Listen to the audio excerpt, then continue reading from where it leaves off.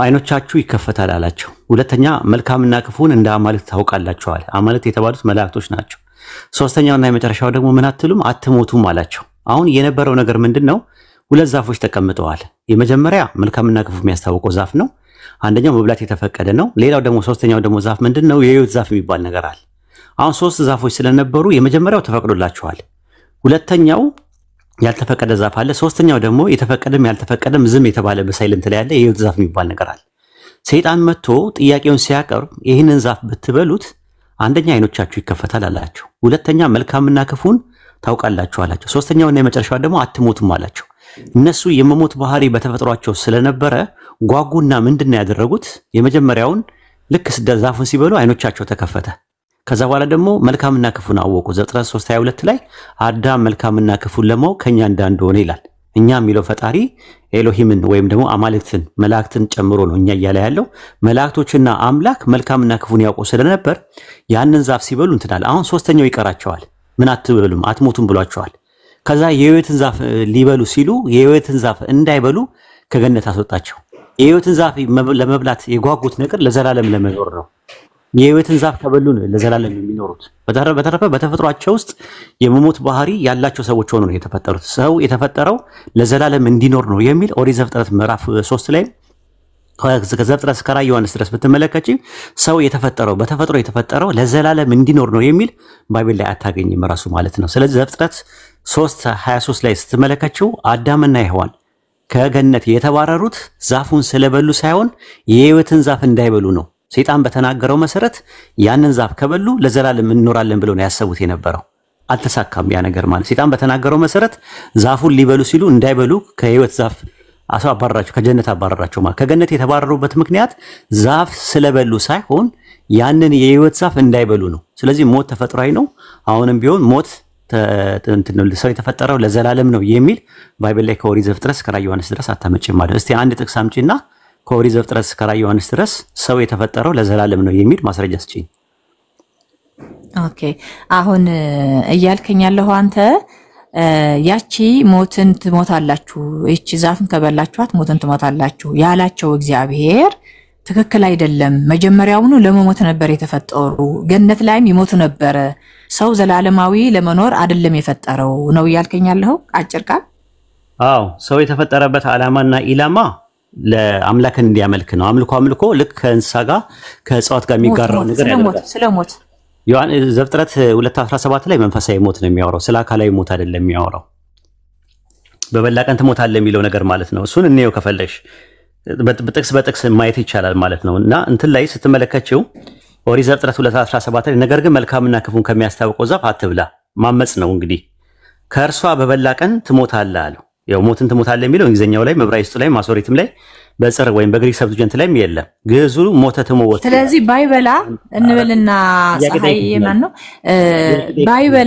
ባይበላ ያቺ ሞት ባይበላ ለዘላለም ይኖር ነበር ወይስ ይሞት ነበር መንፈሳዊ ሞት ነው የማይሞተው መንፈሳዊ ሞት ምንጩ ኃጢአት ነው የኃጢአት ምንጩ ደግሞ አዳም ሳይሆን ያንዳንዱ ሰው በገዛ ራሱ ምኞት ሲሳብና ሲታለ ምኞት ጸንሳ ኃጢአትን ትወላለች ታዲያ ለምን ሞትን ትሞታለህ ብሎ አለው መንፈሳዊ ሞት ነው የሚያወራው አንድ አዳምጪ እስቲ መንፈሳዊ ሞት ማለት እኮ መንፈሳዊ ሞት ማለት እኮ እንዴ መንፈሳዊ ሞት ቀጥሎ እኮ መጀመሪያ ሰው ሶስት ነገር ስላለው ነው እኮ ሶስት ነገር አለው አይ እኔማ ልናገራ እንዴ እኔም ትናገራ ትንሽ መንፈሳዊ ሞት ጥያቄ ጠይቅሽኝ ጥያቄውን ልመልስና መታዳምጪ ከሆነ ትልቅ ሰው ነሽ ይመስለኛል መራቂ ዋጥ ሰው ነሽ ምራቅ የዋጠ ሰው ደግሞ ያዳምጣል ቢያንስ እንኳን ማለት ነው ጥያቄ ጠይቅሽኝ መንፈሳዊ እኔ በጣም ነው የማዳምጠው እኮ አዳምጫ ማልማል ላይ ምላሴ ላይ አትቆሚያ እንዴ ማለት ውይይትን ካላወቅሽ ሌላ ጉዳይ ነው ግን ጥያቄ ጠይቀሽኝ አዳም መንፈሳዊ ሞት ምንጩ ምንድነው ብለሽ ጠይቅሽኝ መንፈሳዊ ሞት ምንጩ ኃጢአት ነው እያንዳንዱ ሰው ሲሰራው ነው ያዕቆብ ምዕራፍ 1 ቁጥር 14 ላይ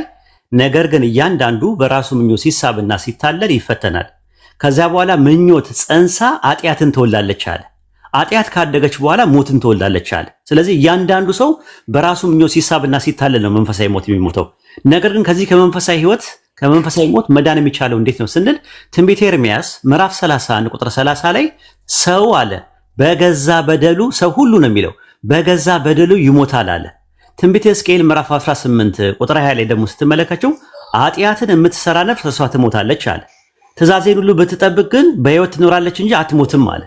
ሕዝቅኤል 33:15 ላይ በሕይወት ትእዛዜ ቢሄዱ ኃጢአት ባይሰሩ በሕይወት ይኖራሉ እንጂ አይሞቱም አለ ሰዎች። ስለዚህ መሞትና አለመሞት የሚለው እዚህ ጋር የሚያወራው ስለ ስፒሪቹዋል ዴዝ ነው፣ ስለ መንፈሳዊ ሞት ነው እንጂ ስለ አካላዊ ሞት አይደለም። አካላዊ ሞት በተፈጥሮ ላይ የተቀመጠ ከእንስሳ ጋር የምንጋራው ነገር ፈጣሪ ራሱ ነገርን ሁሉ በጊዜ ውብ አድርጎ ሰራው ስለሚል ለመወለድ ጊዜ ያለው ለመሞት ጊዜ ያለው ብሎ ያስቀመጠው ነገርን ሁሉ በጊዜ ውብ አድርጎ የሰራ ከፀሐይ በታች ለሚደረገው ነገር ጊዜ ያለው ለመወለድ ጊዜ ያለው ለመሞት ጊዜ ያለው በኋላ የሰውና የእንስሳ እድል ፋንታቸው አንድ ነው አለ። ሁሉ ከአፈር ናቸው ወደ አፈር ይመለሳሉ ይላል። ሰው በዚህ ረገድ ከእንስሳ ብልጫ የለውም እያለ ነው የሚያስቀምጠው ስለ አካላዊ ሞት ከሆነ። ስለዚህ አዳም በበላ ቀን የሞተው ሞት መንፈሳዊ ሞት ነው። 930 ዓመት ኖሮ የሞተው ደግሞ አካላዊ ሞት ነው። አንቺ ደግሞ ሰው ለዘላለም ነው የተፈጠረው የሚል ማስረጃ ስጪኝ ያልኩሽ፣ እስካሁን አልሰጠሽኝም። እሺ እስኪ ሳኢድዬ ነው ይቅርታ በደንብ ስለማይታይ ነው። ሳኢድ ነው። አንድ ጥቅስ ላንብብ ልትፈቅድልኛለህ? አንድ ጥቅስ እንግዲህ መጽሐፍ ቅዱስ እኛ የሚጣረስ ሐሳብ ወይ የሚጋጭ ሐሳብ የለውም ነው የምንለው። ከዘፍጥረት እስከ ራእይ ያለው የሚጣረስ ሐሳብ የለውም። እናንተ ተለያዩታላችሁ። በርግጥ ይሄ ለዚህ ነው ይሄ ለዚህ ነው ትላላችሁ። ግን አንድ ጥቅስ ልስጥና ከተፈቀደልኝ አንድ ጥቅስ ላንብብልን። ሮሜ ምዕራፍ 5 ላይ ቁጥር 12 ላይ ምን ይላል? ስለዚህ ምክንያት ኃጢአት በአንድ ሰው ወደ ዓለም ገባ፣ በኃጢአትም ሞት፣ እንደዚህም ሁሉ ኃጢአትን ስላደረገ ሞት ለሰው ሁሉ ደረሰ ይላል። ከላይ ምንድነው የሚለው? ይህ ብቻ አይደለም፣ ነገር ግን አሁን መታረቅን ባገኘንበት በጌታችን በኢየሱስ ክርስቶስ በኩል ከእግዚአብሔር ጋር ደግሞ እንመካለን ካለ በኋላ ቁጥር 12 ላይ ስለዚህ ምክንያት ኃጢአት በአንድ ሰው ነው የሚለው፣ በአዳም ምክንያት ማለት ነው። ኃጢአት በአንድ ሰው ወደ ዓለም ገባ፣ በኃጢአትም ሞት፣ እንደዚሁም ሁሉን ኃጢአትን ስላደረገ ሞት ለሰው ሁሉ ደረሰ ይላል። አንድ ሰው ነው በአዳም ምክንያት ነው የመጣው። ይሄ ሁሉ የአዳም ዘር ስለሆነ አዳም የደረሰበትን ሁሉ እየደረሰን ያለው በአዳም በኩል ነው የሚለው። እዚህ ሞት ራሱ ሞት ላይ ነው ጥያቄ ያለኝ። አሁን እኔ ገነት ላይ ሞት አይኖርም ነበር ዝም ብሎ ሰው እየተባዛ፣ ምክንያቱም ብዙ ተባዙ ብሏቸዋል። እየተባዛ ዝም ብሎ ለዘላለም ይኖር ነበር እንጂ ከዛች ሞትን የምታመጣ ዛፍ ከበላ በኋላ ነው ሰው ሞት መሞት የጀመረው እንጂ አንተም ሰዎቹ ይሞቱ ነበር ገነት ላይ ሞት ነበር የሚል ሐሳብ አልሰጠኝም አንተም ቢሆን። እኔ ግን በመጽሐፍ ቅዱስ ያለውን ይሄ ሞትን ብሎ ያለው ከዘፍጥረት ምዕራፍ 3 ላይ ካለው ተያይዞ ከዛ ከቁጣ ወይም ደግሞ ኃጢአት ከሰራ የተሰጠው ቅጣት ከሱ ጋር አያይዘ ነግራለሁ። ምክንያቱም እዚህ ጋር ደግሞ በአንድ ሰው ሁሉ ኃጢአት እንደሰራ ሁሉ ሞትም በአንድ ሰው መጣ ያለን ያለው ሮሜ ምዕራፍ 5 ቁጥር 12 ላይ ጨረሽ። ያው ልታወሪ ነው ኢንተራፕት ላለማድረግ ፈልጌ ነው። ምንድነው አሁንም አላመጣሽም። ራሱ አካላዊ ሞት የመጣው ነገር ሰዎች የተፈጠሩት ለዘላለም መኖር ነው የሚል ጥቅስ አላመጣሽም እስካሁን። ከኦሪት ዘፍጥረት እስከ ራዕየ ዮሐንስ ድረስ ብትመለከቺው ሞት ሰዎች የተፈጠሩት ለዘላለም ነው የሚል ነገር የለም። እንስሳት ለምን እንደሚሞቱ አላብራራሽም። መጽሐፈ መክብብ 3:19 ላይ የሰውና የእንስሳት እድል ፋንታው አንድ ነው፣ ሁሉ ከአፈር ነውና ወደ አፈር ይመለሳሉ ይላል። አንደኛ ሳሙኤል ምዕራፍ 2 ቁጥር 5 እና 6 ላይም ያህዌ ያሞታል፣ ሕያው ያደርጋል፣ ወደ መቃብር ያወርዳል። ወደ ሲኦል የሚለው ያው ሐዲስ ወይም ደግሞ ሲኦል የሚለው የዕብራይስጥ ቃል መቃብር ብሎ ነው የተፈቱት። ወደ መቃብር ያወርዳል፣ ከመቃብር ደግሞ ያወጣላል። ይሄ ነገር በተፈጥሮ ላይ የተቀመጡ ነገሮች ናቸው። አንቺ ግን ሰው የተፈጠረው ለዘላለም ነው የሚል ከኦሪት ዘፍጥረት እስከ ራዕየ ዮሐንስ ድረስ አላመጣሽም። ሮሜ 5:12 ላይ ያመጣሽው ጥቅስ እኔ የሚደግፈኝ ነው። ስለዚህ ምክንያት ኃጢአት በአንድ ሰው ወደ ዓለም ገባ አለ። ወደ ዓለም ገባ ማለት ተገለጠ ማለት ነው። ለምሳሌ ሁለተኛ ዮሐንስ መልእክት ምዕራፍ 1 ቁጥር 7 ላይ ብዙ አሳቾች ወደ ዓለም ገብተዋልና አለ። ስለዚህ ብዙ አሳቾች ወደ ዓለም ገብተዋል ማለት ተገልጠዋል ማለት የሆነ ቦታ ኖሮ የተገለጡ ነገሮች አይደሉም። ስለዚህ ከሰው የመጀመሪያ ሰው አዳም ኃጢአትን የሰራ መሆኑን ለማሳየት ኃጢአት በአንድ ሰው ወደ ዓለም ገባ አለ እንጂ ስለ ውርስ ኃጢአት ስለ ኦሪጂናል ሲል የሚያወራው ነገር የለም። የአዳም ልጆች በዘር በባህሪ በተፈጥሮ የሚተላለፍ ተብሎ የሚታመንበት ትምህርት የውርስ ኃጢአት ይባላል። እንደዛ አይነት ነገር የለም። ሮሜ 3:23 ላይ እዛው ላይ ሁሉ ኃጢአትን ሰርቷል የአምላክ ክብር ጎሎቷል ነው የሚለው። ሰርቷል ነው ወርሷል አይልም። ሁሉ ኃጢአትን ሰርቷል ነው የሚለው። እዛው ላይ ስትመለከቱ ሮሜ 5:12 ኃጢአት በኃጢአትም ሞት ነው የሚለው። ኃጢአት በአንድ ሰው ገባ በኃጢአትም ሞት አለ። ከዛ በኋላ ሁሉ ኃጢአትን ስላደረጉ አለ ሞት ለሰው ሁሉ ደረሰ አለ። ኃጢአትን ስለሰሩ ነው ስላደረጉ ነው እንጂ ስለወረሱ አይደለም። እያንዳንዱ ሰው ኃጢአትን በሚሰራበት ሰዓት መንፈሳዊ ሞት ልክ እንደ አዳም ይሞታል። አዳም ኦሪት ዘፍጥረት 2:17 ላይ በበላ ቀን ትሞታለህ ባለው ቀን ያንን ትእዛዝ ሲፈጽም ሲያስተላልፍ ያንን ትእዛዝ ሲተላለፍ ያንን ትእዛዝ ላይ ሲያምጽ ኃጢአት ይሰኛል ማለት ነው። እሱም ኃጢአተኛ ከሆነ የኃጢአቱ ደግሞ ውጤቱ ደግሞ ሞት ነው ብሎ ነው ያስቀመጠው። ስለዚህ አዳም ጋር ነው የቀረው ነገር። ታዲያ ሰዎች የሚሞቱት መንፈሳዊ ሞት ሲባል እዛው ላይ አለ። ሁሉ ኃጢአት ስላደረጉ ነው የሚለው፣ ስለወረሱ አይልም። ስላደረጉ ሞት ለሰው ሁሉ ደረሰሃል። ካልሰራስ ኃጢአት ካልሰራስ ያ ሰው ግን በህይወት ይኖራል እንጂ አይሞትም ነው የሚለው። ትንቢተ ሕዝቅኤል ምዕራፍ 18 ከቁጥር 18 እስከ 22 እና እስከ 23 ብትመለከቸው ኃጢአትን የምትሰራ ነፍስ እርሷ ትሞታለች፣ የማትሰራ ነፍስ ደግሞ በህይወት ትኖራለች አለ። ያዕቆብ ምዕራፍ 1 ቁጥር 14 ላይ እያንዳንዱ ሰው በገዛ ራሱ ሲሳብና ሲታለል ምኞት ጸንሳ ኃጢአትን ትወልዳለች አለ። ኃጢአት ካደገች በኋላ ሞትን ትወልዳለች አለ። ስለዚህ እያንዳንዱ ሰው በገዛ ራሱ ሲሳብና ሲታለል ይሄ ነገር አድርግ ይሄ ነገር አታድርግ የሚለው ህግ ሳይመጣለት ከመምጣቱ በፊት ኃጢአት የሚባል ነገር የለም። ኃጢአት በህግ ይታወቃልና አለ። አንድ ህፃን ልጅ ምኑን አውቆት ነው የሚሞተው? ህፃኑ ነው የሚሞተው። ኃጢአት ሰርቶ ነው አይደለም። ኃጢአት ስላደረጉ ሞት ለሰው ሁሉ ደረሰ ነው የሚለው። አንድ ህፃን ልጅ ኃጢአት ካልሰራ እንዴት ተፈጥሯዊ ሞት ካልሆነ በስተቀር አካላዊ ሞት እንዴት አድርጎ ነው የሚሞተው ራሱ ማለት ነው? ኃጢአት ሳያደርግ በወርስ ኃጢአት የሚባል ደግሞ ባይብል ላይ የለም። ወረሱ የሚባል ነገር የለም። ይወረስም አይደለም ኃጢአት። ኃጢአት ሲጀመር በአንቺ የዘር ቤተሰብ ውስጥ ውርስ ነገር ከሆነ ኃጢአት አለማድረጋችሁም ነገ ጠዋት የቂያማ ቀን የፍርድ ቀን እዚህ ጋር ጀነት እዚህ ጋር ጀሃነም የሚባለው ነገር በማድረግና ባለማድረግ ላይ ነው። በማመንና በመክዳት ላይ ነው የተመሰረተው።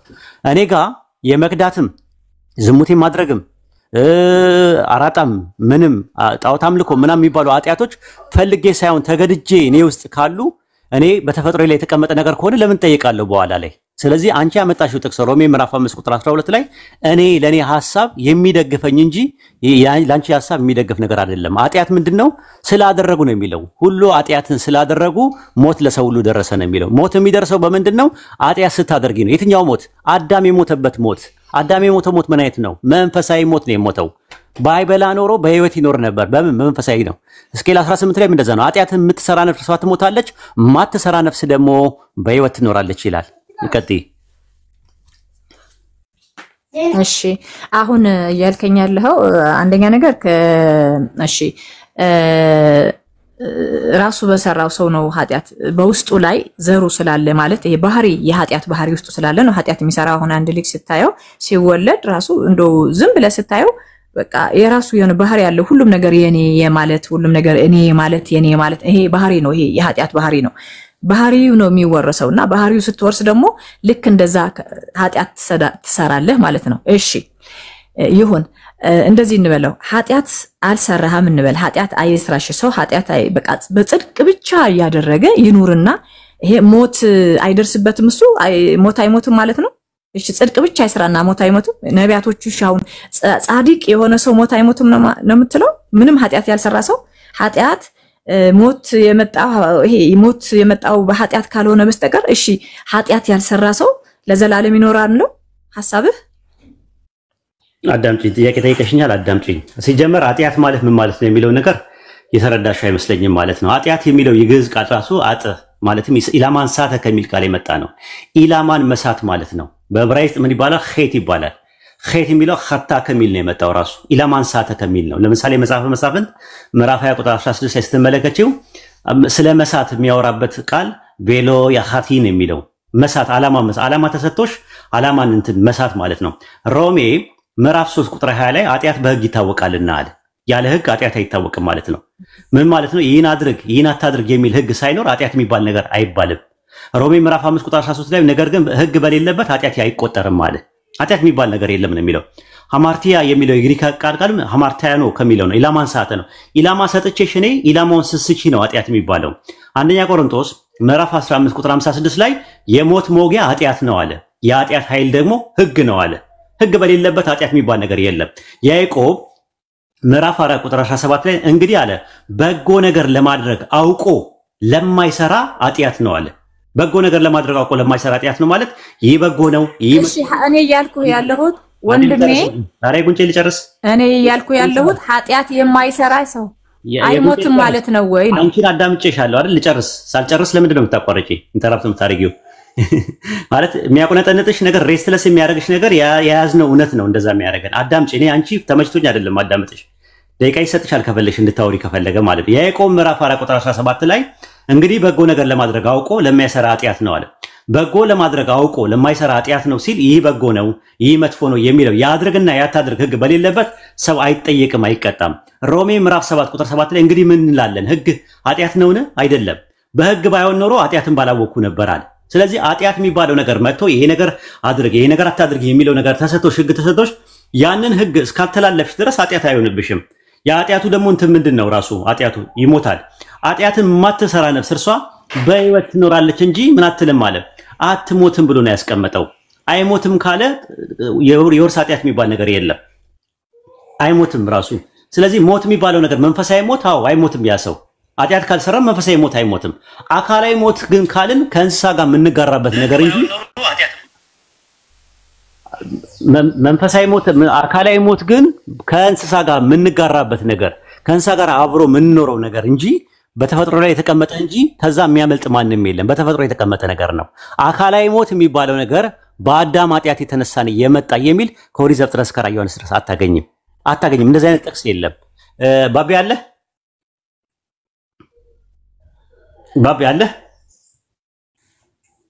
አለ ወይ ኡስታዝ አለ እንትን በላት ደቂቃ ስጣትና ታወራ። ምክንያቱም ማልማል ላይ ትገባለች ታወራ።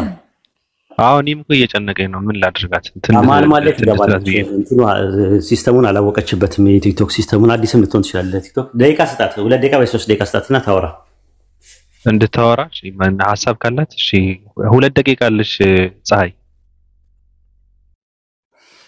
እሺ አሁን እኔ የምጠይቀው እግዚአብሔር ሰውን ሲፈጥር ኃጢአት ባይሰራም ኃጢአት ካልሰራ ተፈጥሯዊ ሞትና መንፈሳዊ ሞት ነው እንጂ ነው። አሁን ከተረዳሁት መንፈሳዊ ሞት ነው ሞትን ትሞታለህ ያለው እንጂ አካላዊ ሞትማ መሞቱ አይቀርም ነው።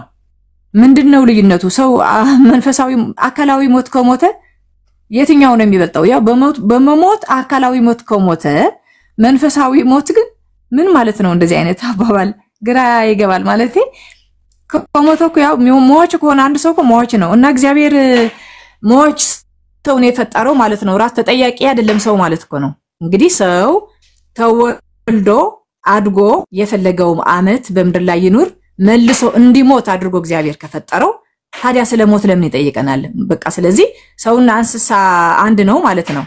ማለት እግዚአብሔር የፈጠረው ሰው ለሞት አይደለም። ያቺ የበላሃትን የዛፍን ፍሬ ከበላሃት ሞትን ትሞታለህ ብሎ ያለው በራሱ ላይ ነው። ኃጢአቱ ወይም ደግሞ በፍሪ ዊል ወይም ደግሞ በራሱ ፍቃድ ተጠቅሞ ነው ሞትን ያመጣው የተባለ ሰው ለምን ይከሰሳል ታዲያ?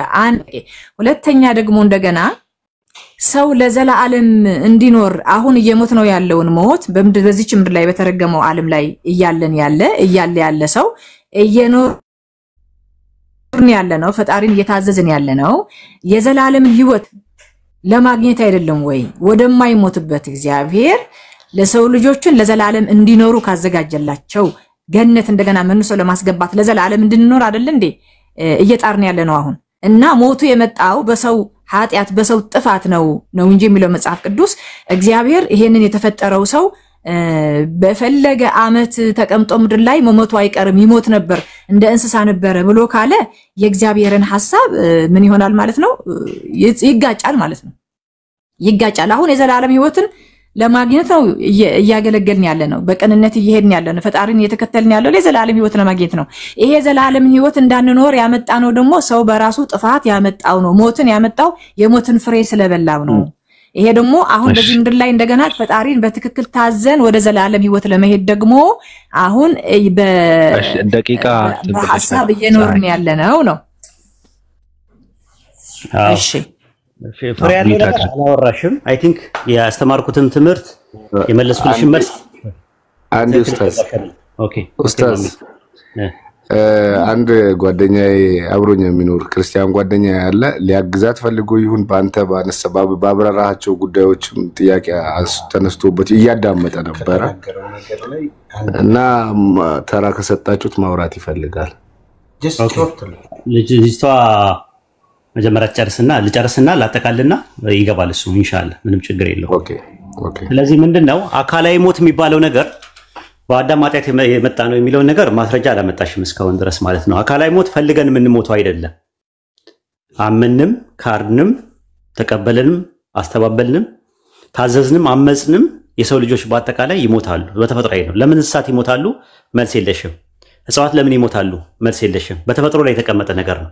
ሰው ከመፈጠሩ በፊት ራሱ ሞት የሚባል ነገር ነበረ። አካላዊ ሞት ከሆነ እንስሳትም ይሞታሉ፣ እጽዋትም ይሞታሉ። እንደገና ደግሞ ኒው ሴል ካምስ አውት ሲያደርግ ኦልድ ሴል ደግሞ ዴድ አውት ያደርጋል። ራሱ አዲስ ሴል ሲወለድ አሮጌ ሴል ደግሞ እንትን ይላል። የሰው ልጅ ማደግ የሚችለው ከህፃንነቱ ጀምሮ እንደዛ ነው። እድገት የሚባለው ነገር በተፈጥሮ ላይ የተቀመጠ ነገር ከሆነ ሰው ለማደግ አዲስ ሴል ሲመጣ አሮጌ ሴል ደግሞ ይሞታል። ስለዚህ ሞት የሚባለው ነገር በተፈጥሮ ላይ የተቀመጠ ነገር ነው፣ ስለ አካላዊ ሞት ከሆነ ማለት ነው። ነገር ግን መንፈሳዊ ሞት የሚባለው ነገር አንድ ሰው ሊሞትም ላይሞትም ይችላል። ኤርሚያስ ምዕራፍ 30 ቁጥር 30 ላይ ነገር ግን ሰው በገዛ በደሉ በገዛ ኃጢአቱ ይሞታል ነው የሚለው። ሕዝቅኤል 18 ላይ ኃጢአትን የምትሰራ ነፍስ እርሷ ትሞታለች። ልጅ አባቱን ኃጢአት አይሸከምም፣ አባት የልጁን ኃጢአት አይሸከምም። የጻድቁን ጽድቅ በራሱ አይሆንም፣ የኃጢአተኛ ኃጢአትን በራሱ ላይ ይሆናል አለ። ከዛስ ምን አለ? ኃጢአትን የማትሰራ ነፍስ እርሷ ደግሞ በሕይወት ትኖራለች እንጂ ምን አትልም አለ፣ አትሞትም ነው ያለው። ትንቢተ ሆሴዕ ምዕራፍ 6 ቁጥር 7 ላይ እርሱ እንደ አዳም ቃል ኪዳንን ተላልፈዋልና አለ። እሱ ቃል ኪዳንን ተላልፈዋል። ለኛ ደግሞ ቃል ኪዳን ያደረገው ነገር ይሄ ነገር አታድርጉ፣ ይሄ ነገር አታድርጉ፣ ይሄ ነገር አመጽ ነው፣ ይሄ ነገር መኑ፣ ይሄ ነገር አትካዱ እያለ ፈጣሪ ከሰጠን በኋላ ያንን መልእክት ከሰማን በኋላ ያንን መልእክት ስናስተባብል ኃጢአት ይሰኛል። በዛ የተነሳ መንፈሳዊ ሞት ይሞታል እንጂ በባይብል እኮ ሞት የሚለው ቃል እኮ በለሶስት ነገር ይጠቀምበታል። አንደኛ አካላዊ ሞት የሚባል ነገር አለ። ሁለተኛ ነገር ደግሞ መንፈሳዊ ሞት የሚባል አለ። ሶስተኛው እና የመጨረሻው ደግሞ የዘላለም ሞት የሚባል ነገር አለ። ገሃነም ራሱ የዘላለም ሞት ነው። አላህ ከገሃነም ይጠብቀን። ራዕይ ዮሐንስ ምዕራፍ 21 ቁጥር 7 ላይ ሁለተኛ ሞት ይለዋል እሱ ገሃነም። ስለዚህ ሞት የሚለውን ነገር አንድ ቦታ ላይ ሁሉንም ጠቅልለሽ በአንድ ነገር ላይ በአንድ ቋት ውስጥ ከቋጠርሽው በጣም ትቸገሪያለሽ ራሱ። ለዛ ነው አዳም በበላ ቀን ትሞታለህ ሲለው ቅድም ብለሻል መንፈሳዊ ሞት ነው። መንፈሳዊ ሞት ምን ማለት ነው ሲባል ከአምላክ መለየት ነው። ያ ነገር የሚሆነው ምንድነው? ልባችን ነው የሚለየው። የሚሞተው ምናችን ነው? ልባችን ነው፣ ውስጣችን ነው። ስፒሪቹዋል ዴዝ ማለት መንፈሳዊ ሞት ማለት ውስጥ የሚሞተው ነገር ነው። በኃጢአት የተነሳ ራሴን የሚሞተው የአዳም ኃጢአት አይደለም የሚያመጣ ራሴ። እያንዳንዱ በራሱ ምኞት ሲሳብና ሲጣለል ምኞት ጸንሳ ኃጢአትን ትወልዳለች። ኃጢአት ካደገች በኋላ ሞትን ትወልዳለች ይላል ያዕቆብ 1:14 ላይ። ነገር ግን አካላዊ ሞት ከሆነ ደግሞ ለሁሉም ነው። እኔ ፈልጌ አይደለም የምሞተው። ኃጢአትም ሰራውም አልሰራውም አካላዊ ሞት በተፈጥሮ ላይ የተቀመጠ ነገር ነው። ሱረቱል ሙልክ ምዕራፍ 67 ቁጥር 2 ላይ የትኛው ስራ ያማረ መሆኑን ሊፈትናችሁ ሞትና ሕይወትን የፈጠረ ነው ይላል። የሚያሞትም ሕያው የሚያደርገው አላህ ነው። ካላህ ውጪ የሚያሞትም ሕያው የሚያደርገው የለም። ነፍስን የሚያወጣና ሩሃችንን አውጥቶ ወደ አፈር የሚመልሰውም ራሱ ነው። ያን ያደረገው በተፈጥሮ ላይ የተቀመጡ ነገሮች ናቸው፣ እንስሳትም እጽዋትም ምንም ነገር።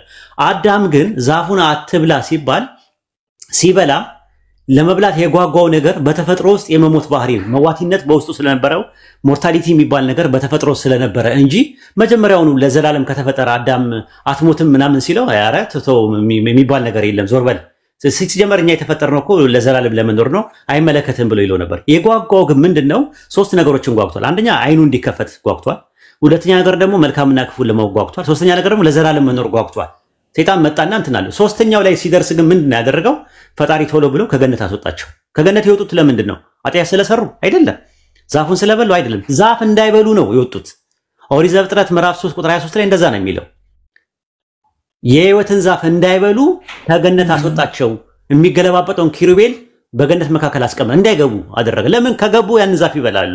ያን ዛፍ ከበሉ ደግሞ የሕይወት ዛፍ ነው ለዘላለም ይኖራሉ ብለው ስላሰቡ ማለት ነው። በሰይጣን ሜንታሊቲም በእባቡ ሜንታሊቲም በእነሱ ሜንታሊቲም ያለው ያ ነገር ስለሆነ ነው። ስለዚህ ኦሪት ዘፍጥረት ምዕራፍ 3 ላይ አካላዊ ሞት የሚባለው ነገር በአዳም ኃጢአት ነው የመጣው የሚልም ነገር የለም። ከዛም ባሻገር ሰው የተፈጠረው ለዘላለም እንዲኖር ነው የሚል ከዘፍጥረት እስከ ራዕየ ዮሐንስ ድረስ የለም። አመሰግናለሁ። ሜት ትችላለህ ማሚ ጓደኛ። ሄሎ እኔ እንኳን ስለዚህ በቃ አሁን ምንድነው ጠቅላላ ይዤ ያለሁት እየሞትንበት ያለ ነው። ሰው ተፈጥሮ አድጎ እየሞተ ያለው ለዚህ ሞት ተጠያቂ ሰው ራሱ አይደለም ማለት ነው። እግዚአብሔር ራሱ ነው ማለት ነው። ስለዚህ ሰው ፈጠረን፣ እግዚአብሔር ፈጠረን። ለመወለድም ባይበድልም እሱ ሌላ ነገር አዳምጪ ትይጻይ ሆኖ በቃ ለመወለድና ሞታል። ሰው እየሞተ ያለው በምድር ላይ እየሞተ ያለው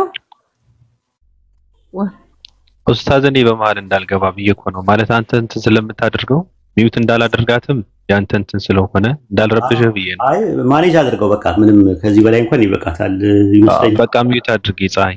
አንዳንድ ሰው ከአንገት በላይ አፍ ነው። ምንም መስማትም ማሰብም ማሽተትም አይችልም።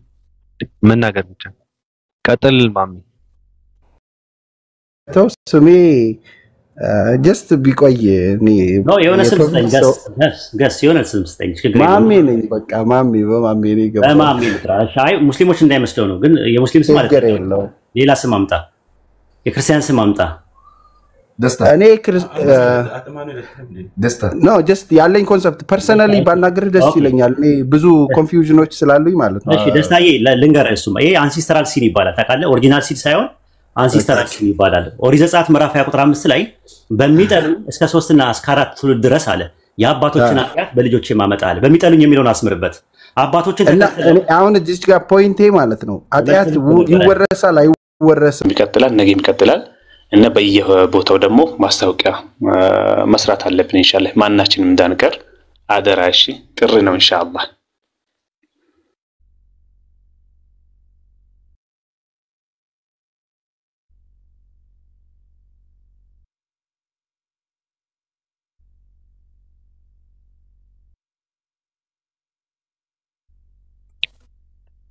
ኮፒ ሊንክ አድርጉላቸው። የወይድ አካውንት ኮፒ ሊንክ አድርጉለት። የሙሐመድ ከድር ኮፒ ሊንክ አድርጉላቸው። ኡስታዝ ሙሐመድ ከድር ከገስት ነው ሪፖርት ተደርገው ነው የወረደ ከገስት እና ኮፒ ሊንክ አድርጉላቸው። በተረፈ ቅዱሳን የ665 አምላክ በረከት እየፈሰሰ ስለሆነ እፈሱ፣ ዝም አትበሉ።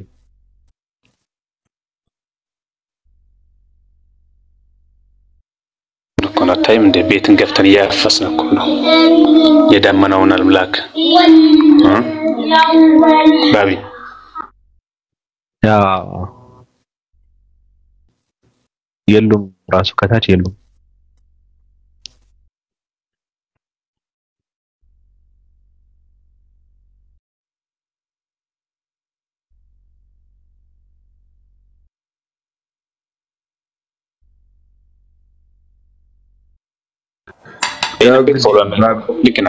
ይሄንን ቤቱን ኮፒ ሊንክ አድርጉ። አይዘጋብን። ወርቃማ ጊዜ ነው። ጥሩ ጊዜ ያሳለፍን ነው። ሌላው ያሰብና የተባላችሁትን አድርጉ። ኮፒ ሊንኩን ሰውን እንዳያስፈነጥሩ ባቢን ራሱ ኮፒ ሊንክ አድርጉት። ባቢ ወንድሜ ጓደኛዬ ነው። የረጅም ጊዜ ያው ብዙ ጊዜ ጥያቄዎች ነበሩት። ረገጥ አድርጎ እንዲጠይቅ አበረታታው። ትንሽ አይናፋር ነገር ነው ለሚዲያም የመጀመሪያው ስለሆነ እሱ በግል ነበር መጠየቅ የሚፈልገው። ብዙ ጥያቄዎች ነበሩት። አደፋፍረው። ለማንኛውም አይ እንትን እኮ ነው ምንም ችግር የለውም። አንተ ስለ 665 ንገረው አስረዳውና እኛ ጋር መጥቶ 1-2-3 ቀን ቁጭ ይበል። ከዛ ይዳፈራል። ምንም ችግር የለውም። ወደ ፈለገበት ይሉ ደግሞ ጥያቄ ይጠይቃል ማለት ነው። ስለዚህ በመጀመሪያ ወደኛ ላከው፣ እኛን አስተዋውቀው፣ ተቋማችንን ንገረው፣ አስረዳው። ይቅርታ መጥቻለሁ፣ ስልክ ገብቶብኝ ነው። አለ ደስታ አለ አለ። ይቅርታ እያወራችሁ ነበር እንዲያቋርጣችሁ እንዳይሆን ዞር ብዬ ነበር እያዳመጥኩኝ ነበር። ችግር የለም አለ። ቀጥል። የሚያወራ ሰው ከነበረ ኢንተራፕት እንዳላደርገው መቀጠል ይችላል። እደርሳለሁ እኔ ነው የለም ቀጥል። ሰዓት ያንተ እና ኦሪት ዘጸአት ምዕራፍ 20 ቁጥር 5 ላይ በሚጠሉኝ የሚል ነገር አለ። ስለ ውርስ ኃጢአትም አይደለም የሚያወራው። ያንን ተከትለው አባቶቻቸውን ተከትለው የአባቶቻቸውን ኃጢአት ተከትለው በሚጠሉኝ ነው አለ። ምን አመጣለሁ አለ? ቁጣን አመጣለሁ አለ። ቁጣን ነው የሚያመጣው። አባቶችን ተከትለው የሚጠሉት አባቶች የተቀጡበትን ቅጣት ይቀጣሉ ማለት እንጂ ስለ ውርስ ኃጢአት ሽታው የለም። ይህም በቀላሉ ለመረዳት ቁጥር 6 ላይ ያለው ነገር ብዙ ሰዎች ይረሱታል። ለሚወዱኝ አለ ትእዛዜን ለሚጠብቁ እስከ 1000 ትውልድ ድረስ ምህረትን የማደርግ እኔ ያህዌ አምላክ ቀናተኛ አምላክ ነኝ አለ። ለሚወዱኝ ትእዛዜን ለሚጠብቁ አሉ። አባቶቻቸው የታዘዙ አባቶቻቸውን ተከትለው የሚወዱትና ትእዛዙን የሚጠብቁት ደግሞ አባቶቻችን ተከትለው የሚወዱት ትእዛዙን የሚጠብቁት አባቶች የተማሩትን ምህረት ይማራሉ ማለት እንጂ ስለ ውርስ ኃጢአት ካልሆነ ከላይ ያለውን በዚህ ስሌት መረዳት ይችላል። እስከ 1000 ትውልድ ድረስ የሚደርሰው ምህረት የውርስ ጉዳይ ካልሆነ እስከ 4 ድረስ የሚደርሰው የአባቶች ኃጢአት ደግሞ የውርስ ጉዳይ አይሆንም ማለት ነው። ለምንድን ነው እናንተ ቁጥር 5 ላይ ያለውን ትታችሁ ቁጥር 5 ላይ ያለውን አንብባችሁ ቁጥር 6 ላይ ያለውን ማታነቡት። ቁጥር 6 ላይ ያለው እንደዛ ነው የሚናገረው። ቀናተኛ አምላክ ነኝ እስከ ሺህ ትውልድ ድረስ ምህረትን የማድረግ አለ። ስለዚህ ምህረቱም አሁን የውርስ ጉዳይ ነው። ከአባትም የምትወርሰው ምህረቱ ነው። ስለዚህ ከአባቴ የምወርስ ከሆነ ክርስቶስ ምንም አያደርግልኝም ማለት ነው በእናንተ ትምህርት። ይሄ የሚያሳየው ስለ አንሲስተራል ሲን የሚባለው ነው። አንሲስተራል ሲን የሚባለው ነገር እንዴት ነው የሚመጣው ካልን ተከትለን አባቶቻችንን ተከትለን እነሱ ያደረጉትን ነገር በማድረግ የሚደርስብን ኃጢአት እንጂ እኛ ከነርሱ ሳንፈልግ ያለ ፍላጎታችን ተጭኖብን ወርሰነው ምናምን የሚመጣ ኃጢአት አይደለም። ስለዚህ ኦሪት ዘጸአት ምዕራፍ 20 ቁጥር 5 እና 6 ላይ ያለው ጥቅስ ስለ ውርስ ኃጢአት ስለ ኦሪጂናል ሲን በፍጹም አያወራም። ግልጽ ነው ደስታ? ስቲል ማለት የፈለኩት ኃጢአት ነው። አንሴስትራል ይሁን ምንም ይሁን ጀስት እንደገና ምህረትም ይሁን የቤተሰብ ምህረት ወይ የቤተሰብ ኃጢአት ወደ ልጅ ይተላለፋል የሚል ነገር ነው አሁን እዚህ ጋር እየነገረን ያለ ማለት ነው። ለሚወዱኝና ለሚጠሉኝ ብሏል። በሚጠሉኝና በሚወዱኝ ብሏል። ግን ኃጢአት ነው ለሚወዱኝ ይላል። ትክክል ነህ። ትእዛዜንም ለሚጠብቁ አለ። አየህ ትእዛዙን ከጠበቅ ለአባቶቻቸው የተደረገው ምህረት ይመጣላቸዋል። በሚያምፁና በሚጠሉኝ ግን አለ ኃጢአቱ ይመጣል አለ። ኃጢአቱ የሚመጣው በሚጠሉኝ ነው። በሚጠሉኝና በሚወዱኝ ብሎ ለሁለት ከፍሎታል። በሚታዘዙኝና በሚያምፁ ይላል። ስለዚህ አባቴ ፖይንቴ ኦኬ ቀጥል እንዳላቀው አመፀ እሱን የሚመለከት አይደለም። ራሱ ባይብሉ እንደዛ ነው የሚናገረው። እያንዳንዱ በገዛ ኃጢአቱ ይጠየቃል። የአባትን ኃጢአት በልጅ አላስተላልፍም፣ የልጅን ኃጢአት ደግሞ በአባት አላስተላልፍም ይላል ሕዝቅኤል 18 ላይ። ምን ትላለህ ስለሱ? እሱን ጀስት ምንም የለኝም፣ ግን ከዚህ ፖይንት አንፃር አይጋጭማ። ካልሆነ ግጭት ነው የሚሆነው። እኔ ጀስት የኔን አንደርስታንዲንግ ልነግርህ ነው። እኔ እንትን እያልኩ ሳይሆን ማለት ነው የሚለው ከሚጠሉትም ይሁን ከምንም ኃጢአት ነው። ኃጢአት ይወረሳል የሚል ቃል አለ እዚህ ጋር ማለት ነው። ጀስት ካልከው ነገር አንፃር ኃጢአት አይወረስም ካልከው ነገር አንፃር ጀስት እንደ ጥያቄ ስለመጣብኝ ነው የጠየቅኩኝ ማለት ነው። አይወረስም ስቲል ይወረሳል አይወረስም የሚለውን 100% ማለት ነው። ምክንያቱም በምንም ምክንያት ይሁን ኃጢአት ነው የሚመጣው ማለት ነው። ጀስት አውትካሙ ምንድነው? ኃጢአት ነው። በምንም ይሁን በምን ማለት ነው። ያ ኃጢአት ግን የሚወረስ ወይ ደግሞ ወደ ልጅ የሚተላለፍ ከሆነ ተወረሰ እንደማለት ነው እኔ እንደምረዳው ማለት ነው። ከዚህ አንፃር ምን ትላለህ? እንደዛ አይልም እኮ ነው ያልኩህ። አስረድቻለሁ። ትንቢተ ሕዝቅኤል ምዕራፍ 18 ቁጥር 21 ላይ ደግሞ እንበል የአባትን ኃጢአት በልጅ አላመጣም ይላል። እያንዳንዱ በገዛ ኃጢአቱ ይሞታል ነው የተባለው። ስለዚህ እዚህ ጋር የሚያወራው ነገር አባቶች የሰሩትን ኃጢአት ሰዎች ጠልተውና የነሱን ፈለግ ተከትለው ከሰሩ አባቶች የሰሩትን ኃጢአት ሰርተው እነሱ የሚያገኛቸውን ቅጣት ተመሳሳይ እነዚህም ሰዎች ያገኛቸዋል።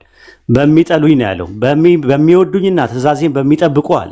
ከሆነ ደግሞ አባቶቻቸው ታዘው ከሆነ እነዛ የታዘዙ ሰዎች የሚያገኙትን ወሮታና ጽፌታ ምንዳና ትሩፋት ስርጉትና ትርሲት ይቀበላሉ ማለት ነው እንጂ አንተ እንደምትለው ስለ ውርስ ኃጢአት የሚናገር ነገር የለውም ጥቅሱ።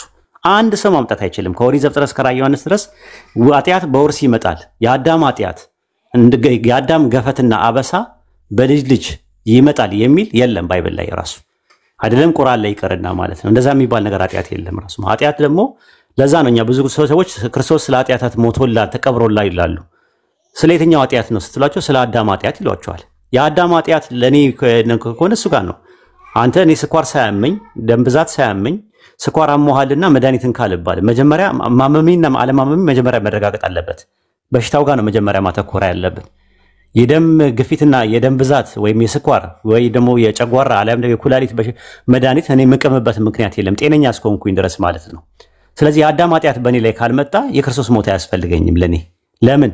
መጀመሪያ መነጋገር ያለብን ስለ መድኃኒቱ ሳይሆን ስለ በሽታው ነው መነጋገር ያለብን። በሽታው ኦሪጂናል ሲን የሚባል ወይም የውርስ ኃጢአት የሚባል ነገር ወይም ጥንተ አብሶ የሚባል ነገር ባይብል ላይ የለም። እንደዛ የሚባል ነገር የለም። ጭራሹኑ አዳም ራሱ ለሰራው ኃጢአት እንኳን ይቅርታ ጠይቋል ነው የሚለው መጽሐፈ መቃብያን ላይ ስታነበው። ይቅርታ ጠይቋል። በቃ እሱ ጋር ነው የቆመው አለቀ። ሲጀመር የተፈጠረውም ገነት ውስጥ ለዘላለም እንዲኖር አይደለም፣ ለፈተና ነው የተፈጠረው። እንደዛ ቢሆን ኖሮ ኃጢአቱን ይቅር ካለው በኋላ ገነት ውስጥ ያስገባው ነበር ተመልሶ ማለት ነው። ኦኬ በጣም ነው ማመሰግን። ፕላስ በጣም ኮንትራዲክት የሚያደርጉ ሀሳቦች አሉኝ። ሜቢ ፐብሊካሊ ሳይሆን ጀስት ፐርሰናሊ ብችል ደስ ይለኛል። ያ ጀስት ይሄን ማለት ነው ፈልግ። ቴንክ ዩ እንጀራ ላይ ናና ኢንሻአላህ መነጋገር እንችላለን። ኦኬ ቴንክ ዩ ማሜ ስጠው ሜሴንጀሪን ስጠውና በዚሁ ወይድ አቃቢ እስላም የሚለው ነገር ስጠውና እንትን ማለት ይችላል። እዛ ላይ መጠየቅ ይችላል።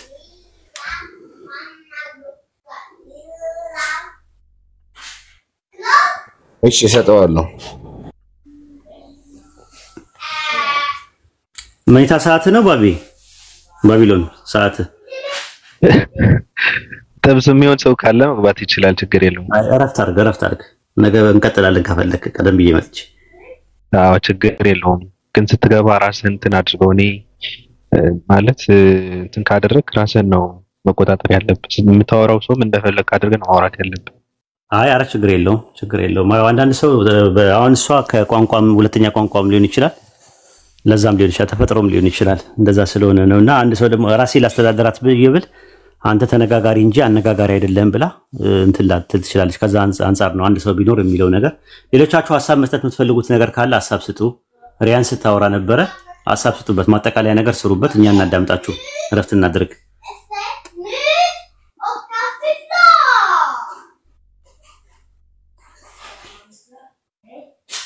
ማውራት የሚፈልግ ሰው አለ? ጥያቄው ነገር ብትለን ማታ የነበረው ነው የዛሬው ነው ትንሽ ቅርታ ማታ የነበረው ነው። ምንድነው ማታ የነበረው?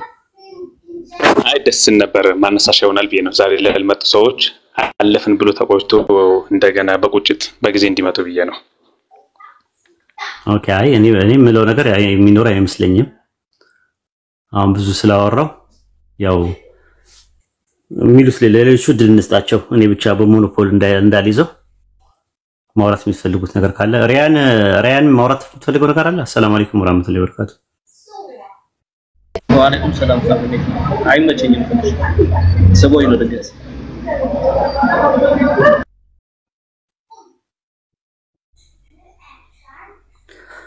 ሰላም አለይኩም ኡስታዝ፣ አንድ ጥያቄ እንጠይቅ ወይ? አሁን አይመቸኝም ጥያቄ ለማስተናገድ። የሚገባ ሰው ካለ ወርዳለሽ።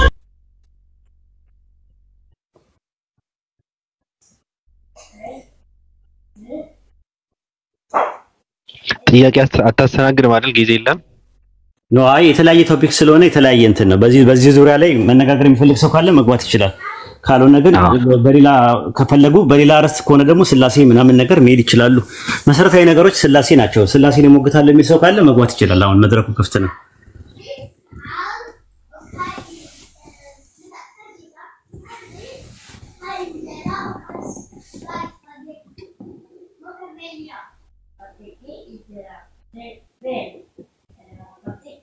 ስላሴን እንትን ማለት የሚፈልግ ሰው ካለ መግባት ይችላል። ስላሴ ትክክል ነው፣ ትክክለኛ አስተምሮት ነው የሚል ሰው ካለ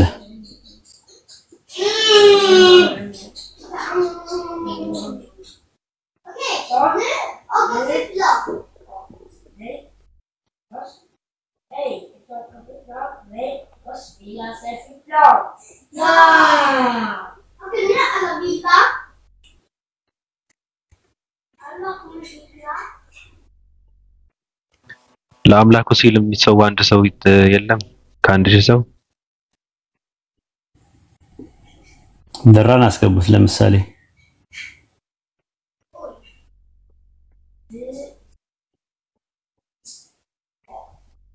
Sumpah.